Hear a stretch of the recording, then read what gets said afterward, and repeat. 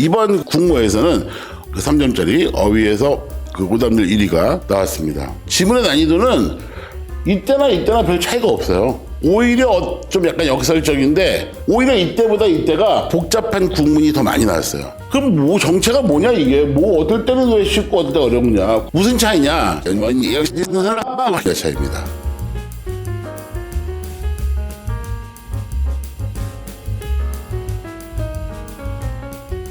안녕하세요. 9월 모평 이제 봤는데요. 이제 6월 모평, 9월 모평 그리고 수능 이렇게 세 번이 중요한 시험이기 때문에 물론 수능만 중요하지만 어쨌든 6월 모평 본 거하고 9월 모평 본 거 묶어서 최대한 한번 예상을 해보도록 하겠습니다. 자, 예단하기에는 이르지만 과거에 어땠는지 이렇게 전부 망라를 해서 분석을 해드릴게요. 우선 제 소개를 간단히 하면요. 저는 이제 이민섭 선생이고요. 주로 이 강남 지역에서 수능 영어를 재수생 중심으로 오랫동안 강의를 했던 경력이 있고요. 대형 학원에 재수종합반의 원장으로 있다가 다시 또 이제 강의 시작한 지 또 한 3년 차가 됩니다. 이 정도로만 말씀을 드릴게요. 육모 그만 한꺼번에 좀 설명을 할게요. 왜 육모는 그렇게 1등급이 적었고 후모는 1등급이 많으냐? 사실은요. 글 하나하나를 놓고 봤을 때는 이제 학생들이 관심 있는 그 변별력 있는 그 문제들 있잖아요. 변별력 있는 유형들. 좀 정확히 말씀드릴게요. 빈칸 10점, 유사 빈칸 5점, 그리고 어휘 추론 5점 하면 그 20점이에요, 잠깐만치.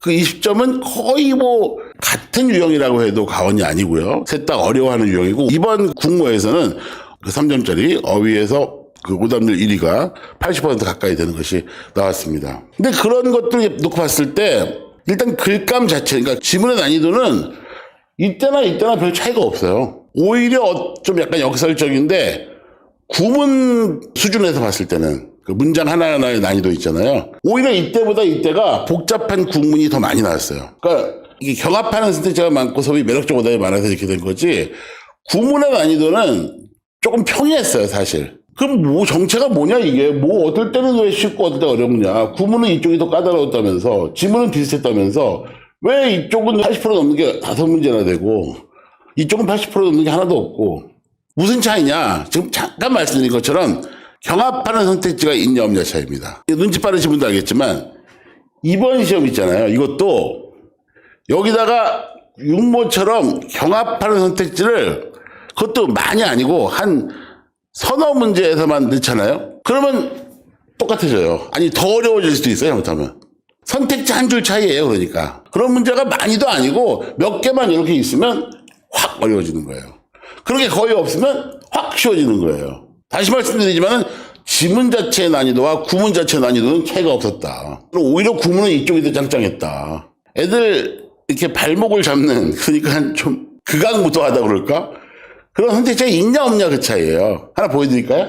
기왕이면 이번 따끈따끈한 간단히 핵심만 이렇게 학부모님들 보시기 편하게 애들한테 이렇게 수업하진 않습니다. 이번 시험에서 그나마 어려웠던 문제입니다. 오답률 1위 정확히 79.5%였고 대단히 변별력 있는 문제였고요. 상당히 상위권도 많이 틀렸다는 겁니다. 그런데 답이 5번이었거든요. 이게 79.5%니까 5번을 답으로 한 정답자가 몇 프로라는 얘기죠? 소수점 그냥 버릴게요. 말이 길어지니까. 정답률이 20%예요. 그럼 정답자가 100명 중에 20명. 근데 100명 중에 50명이 4번을 찍었어요. 물론 그 중에는 그냥 어휘 문제는 4번이 국룰이야. 설마 1, 2번은 아닐 거고 5번은 너무 좀 그렇고 보통 쭉 오다가 4번에서 또 이렇게 애들이 좀 이렇게 좀 집중력이 떨어져요. 좀 인내 한계를 느껴가지고 4번을 많이 찍긴 합니다. 근데 그건 뭐 중요한 게 아니니까 상당히 상위권도 4번을 많이 찍었어요. 자, 잠깐 이제 수업을 할게요. 잠깐 짧게 수업의 어떤 한 단면을 보여드릴게요. 첫 문장이 이렇게 나가요.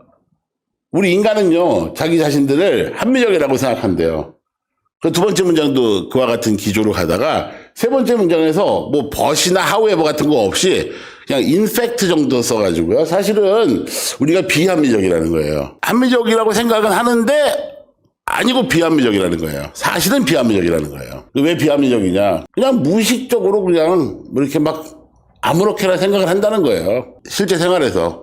추론하고 막 고민하는 척만 하지 실제로 별 아무 생각 없이 산다. 이렇게 얘기를 해요. 그러다가 블라블라블라 하다가 이제 거기에 이제 밑줄 1번, 2번, 3번이 있었어요. 이 밑줄 1번, 2번, 3번은 공부 좀 하는 학생들, 실력이 좀 있는 학생들은 다 근처에 근거가 딱딱 명확하게 있고 그래가지고 잘 넘어갈 수 있었습니다. 그러다가 4번에서 덜컥 걸린 거예요. 4번에 이제 뭐에 밑줄이 있었냐면 영어로는 less. 그게 뭐 어려운 단어 아니잖아요. 근데 거기서 다 걸려들었어요, 다. 자, 그렇지? 정답자의 2배 넘게. 오답자가 전체 80%인데, 물론. 여기 몰린 애들만 50%라고요. 이거 4번 한 번에. 의도한 거죠, 당연히. 일단, 제가 늘 설명할 때마다 강조하고, 강의할 때마다 강조하는 것인데, 여기서 무조건 패러프레이즈가 중요합니다. 패러프레이즈. 영어의 큰 아주 물줄기 같은 거죠. 우리말은 그냥 고혈압에 대한 글이면은 고혈압 그냥 아무 생각 없이 얘기하는데, 영어에서는 절대 안 그러죠.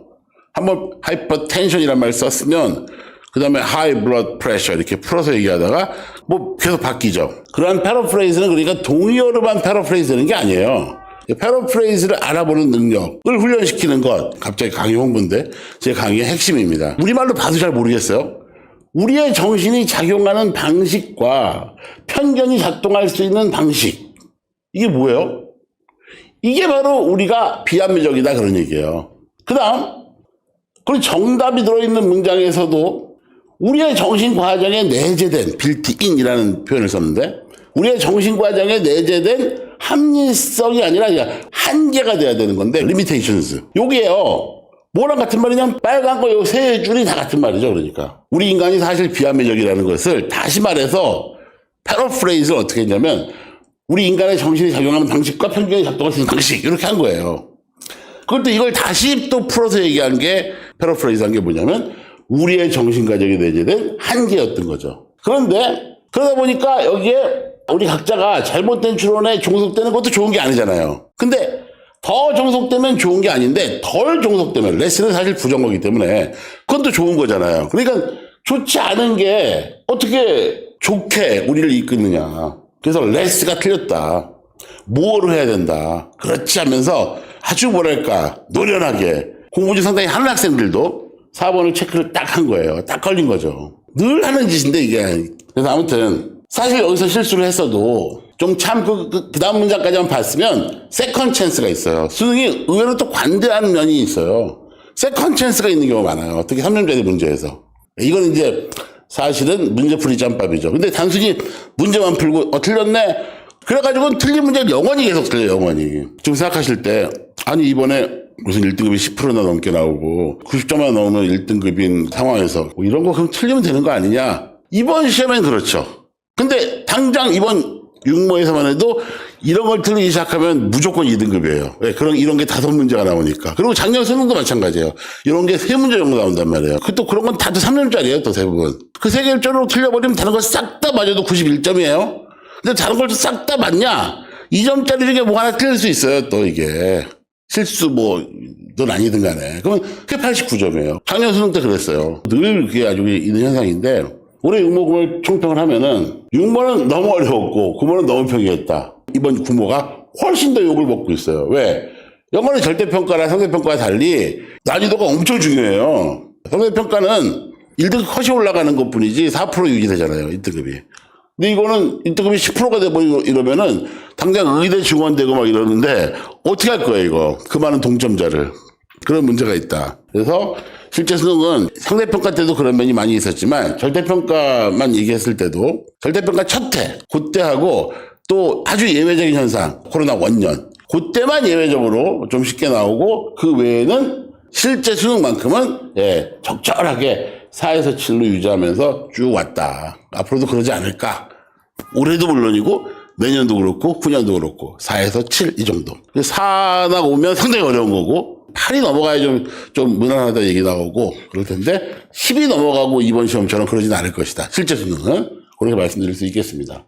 그럼 변별력은 어떻게 확보하느냐? 제가 서두에 말씀드린 대로 매력적 오답을 몇 개 섞어 놓으면 그런 문제를 한 3문제, 4문제만 내면 그냥 확 어려워져 버린다고요. 그래서 정답 같은 오답들이 판을 친다. 정답은 외려 정답 같지가 않아요. 왜? 메타포를 막 쓰고 그런 부분을 정답으로 하기 때문에 약간 좀 정답이 좀 바보 같고 막 이래요. 특히 메타포를 쓰면 이제 굉장히 그 정답의 매력도가 떨어져요. 그래서 80% 넘는 거예요, 오답률이. 공부를 잘 하는 애들이 오답을 찍을 때 그때 80%가 넘어가는 거죠, 이제. 이런 것들을 어떻게 극복하느냐? 또 수업의 홍보가 되겠습니다만 그런 거에 역점을 둬서 훈련을 시킵니다. 매 회마다 그 수능, 평가 모의고사 이런 것들 주 타겟으로 해가지고 거기서도 오답률 높은 것들 위주로 1위부터 10위까지 그 이외에는 뭐 사실 아무도 관심도 없고 관심을 줄 필요도 없고요. 그래서 이런 걸 이제 이렇게 패러프레이즈에 아주 초점 맞춰가지고 어떤 단어가 어떻게 패러프레이즈 됐고 어떤 단어가 어떻게 대조를 이루면서 왜 답이 됐고 답이 아닌 이유는 뭐냐. 오답 소거 기법 이런 것들. 그리고 이제 복습자료 이렇게 주어지고 요거 가지고 시험을 또 봅니다. 단어 시험을 보고 단어 시험 이것만 갖고는 좀 부족하니까 또 동의어 또 테스트가 따로 있고요. 수요일 날 저녁반이 있고요. 토요일과 일요일에 오전반이 있습니다. 내신에 임박해서는 뭐 이제 내신 수업을 들으면서 이제 그 휴강을 하고요. 평상시에는 계속 저한테 수능 수업을 들으시면 됩니다. 고1, 고2 다 그렇게 하고 있고 고3들도 있습니다. 아무튼 요 정도로 제가 이제 설명회는 마치겠고요. 그럼 하여튼 장시간 수고 많으셨습니다. 여기까지 하겠습니다. 네, 감사합니다.